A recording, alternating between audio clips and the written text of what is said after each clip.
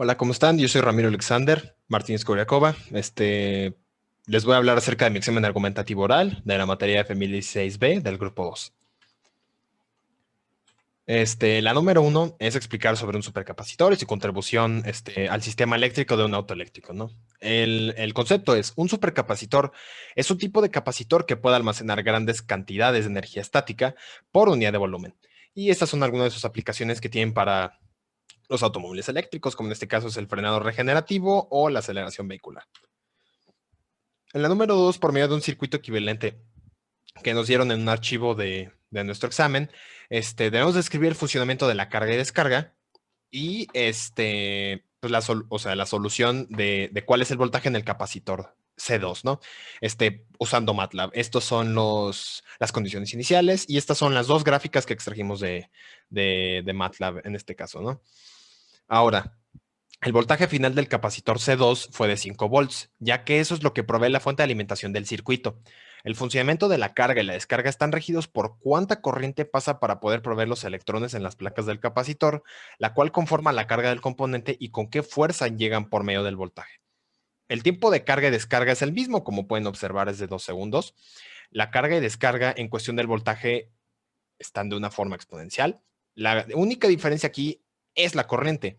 ¿Y cómo lo podemos decir? Bueno, en la carga, en donde está aquí, la carga de la corriente en este caso, cuando se está cargando, se podría ver de manera lineal o de manera exponencial, o sea, pero exponencialmente, que estaría decreciendo, ¿no?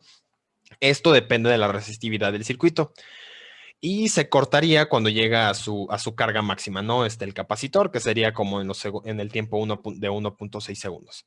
Y en la descarga, es inverso, que conforme va bajando la carga, pues va subiendo la corriente, ¿no? Y esa sería la pregunta 2. Respecto a la pregunta 3, se debe decir si una fuente de alimentación está entregando una corriente extremadamente grande al circuito. Y pues, ¿qué podemos hacer? Si aumentamos la resistividad del circuito, reducimos el paso de la corriente.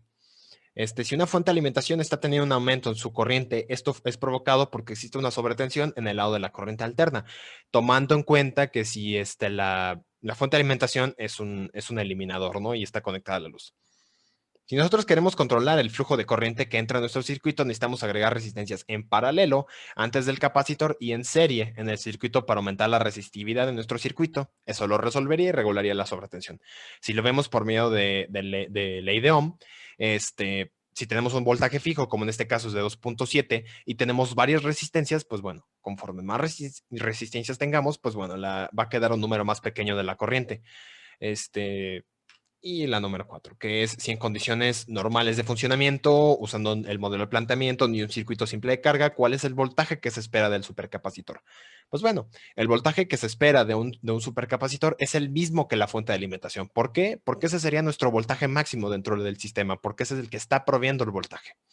Entonces, lo que se tiene que tomar en cuenta es la capacidad del supercapacitor, ya que esa no es modificable. Si alcanza por encima de su capacidad, pues lo que pasaría es que tendría una falla el supercapacitor. En cambio, la fuente de alimentación, como el eliminador, el voltaje y la corriente suministrada se pueden regular.